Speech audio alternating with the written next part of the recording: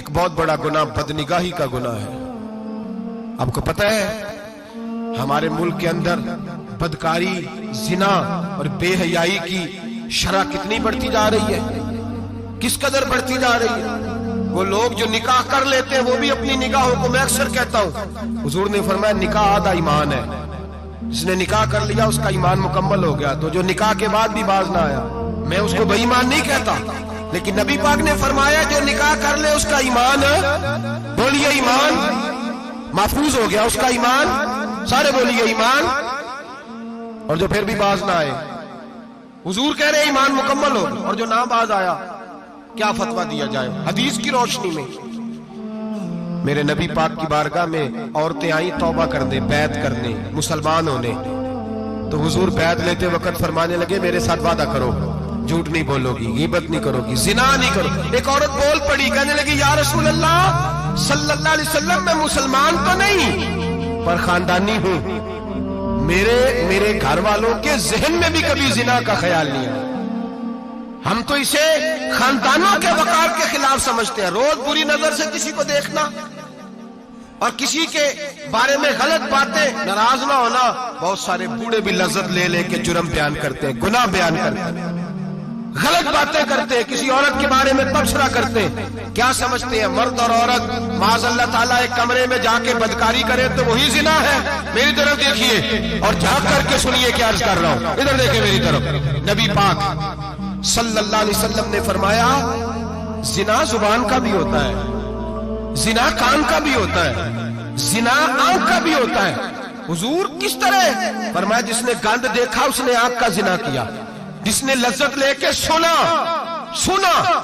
چپ نہیں کرایا، پوری بات سنی، وہ بھی زانی ہے.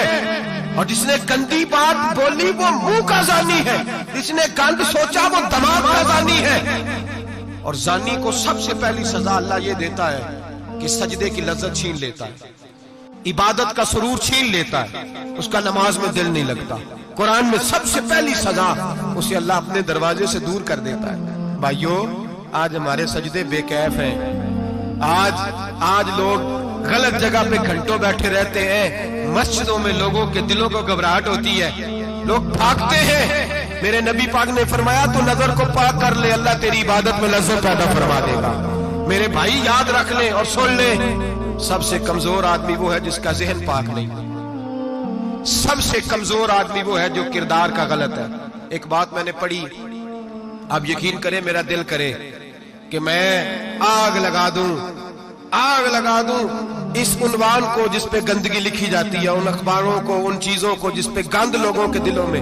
وہ انڈیا کی ایک وزیر اعظم عورت گزری تو کسی نے اس سے کہا کہ پاکستان نے تو تمہیں شکست دی ہے، تم جیت نہیں سکے بڑا ملک ہو کے. کہنے لگی کوئی بات نہیں، تھوڑا وقت ٹھہر جاؤ، ہم ان پر تہذیبی یلغار کریں گے، ان کے گھروں میں ننگا ناچ کریں گے، یہ گندی تصویریں دیکھیں گے، یہ گند میں الجھ جائیں گے. اور جو قوم گند میں الجھ جایا کرتی ہے وہ پھر کسی سے لڑنے کی طاقت نہیں رکھتی، اس کے اندر ڈٹ جانے کی ہمت نہیں ہوتی، اس کی غیرت کے جنازے نکل جاتے. دل کرتا ہے چل جائے ووٹیں چل جائیں جہاں سے برائی پھیلتی، تباہ ہو جائے وہ علاقے جہاں سے گند ہوتا ہے. لوگ گند کی کمائی کھاتے ہیں، گند کی ایکٹروں کے ساتھ کھڑے ہو کے فوٹویں کھچاتے ہیں اور گناہ پہ فخر کرتے ہیں. اور گندے لوگ کہتے ہیں اللہ کا فضل ہے ہم گند پھیلا رہے ہیں، ثم معاذ اللہ. لوگ گناہ پہ فخر کرتے ہیں چوکوں چوراہوں میں.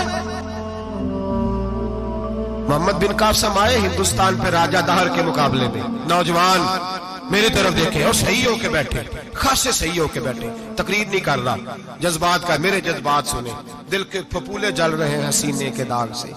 اللہ کی قسم روح کی گہرائی سے بات کر رہا ہوں، وہ بات کر رہا ہوں جو سینہ کہہ رہا ہے کہ پھٹ جائے اور کہنا نہ پڑے.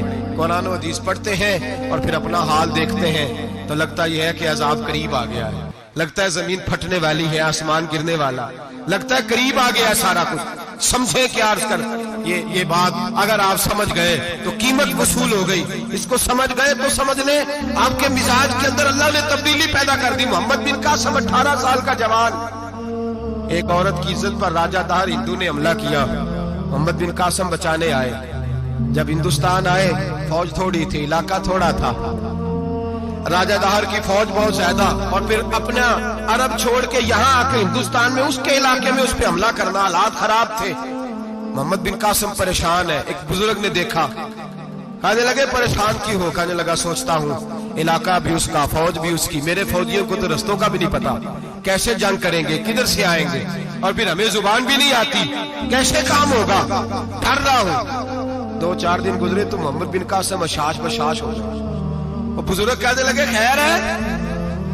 بڑے مطمئن ہو گئے ہو؟ کہنے لگے بس راجہ دہر ہم سے مقابلہ نہیں کر سکتا، راجہ دہر ہمارے مقابلے میں کھڑا نہیں ہو سکتا، وہ گرا کے گرا، وہ لڑکھڑایا کے لڑکھڑایا، ریزہ ریزہ ہو جائے گا۔ آپ کو کیسے خوشخبری مل گئی؟ کہنے لگے مجھے پتا چلا ہے کہ راجہ دہر ذہن کا گندا ہے، وہ تو چچا کی بیٹی کو نہیں چھوڑتا، ماموں کی بیٹی کو نہیں چھوڑتا، خالہ کی بیٹی کو گندی نظر سے دیکھتا ہے۔ جس کا ذہن گندا ہوتا ہے وہ کسی کا مقابلہ نہیں کر سکتا، ہمیں فتح ہوگی، فتح، وہ گرے گا۔ اور بزرگ کہتے ہیں میں سمجھ گیا کہ واقعی سے فتح ہوگی۔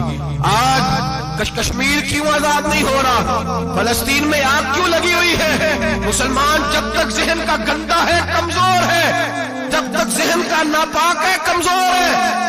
حضرت سعد بن ابی وقاص رضی اللہ تعالیٰ عنہ فرمایا کرتے تھے اللہ مسلمان کی مدد اتنی دیر تک کرتا رہتا ہے جتنی دیر تک مسلمان کا ذہن صاف رہتا ہے، کردار پاک رہتا ہے۔ آگ اس لیے معاشرے میں لگی ہے۔ نوجوانوں تم کہتے ہو کامیابیاں نہیں ملتی، اسے کیسے کامیابی مل سکتی ہے جس کا ذہن ہی صاف نہیں؟ وہ کیسے دنیا کی بازی جیت سکتا ہے جس کی نگاہ ہی پاک نہیں؟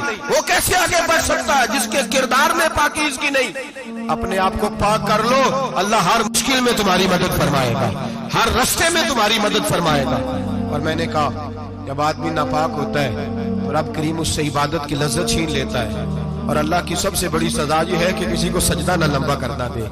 رب کریم سب سے زیادہ اس سے ناراض ہے جس کو قرآن پاک کے کھولنے کی توفیق نہ ہو۔ سب سے زیادہ رب کریم اس شخص سے ناراض ہے جو اللہ کی بارگاہ میں جھکنے کی لذت چھوڑ جائے۔ میرے نبی پاک سید عالم علیہ السلام کے صحابہ لمبی عبادتیں کرتے تھے، لمبی۔ کسی نے کہا تھا روم کے بادشاہ تھے کہ یہ مسلمان فاتح کیوں ہو جاتے ہیں؟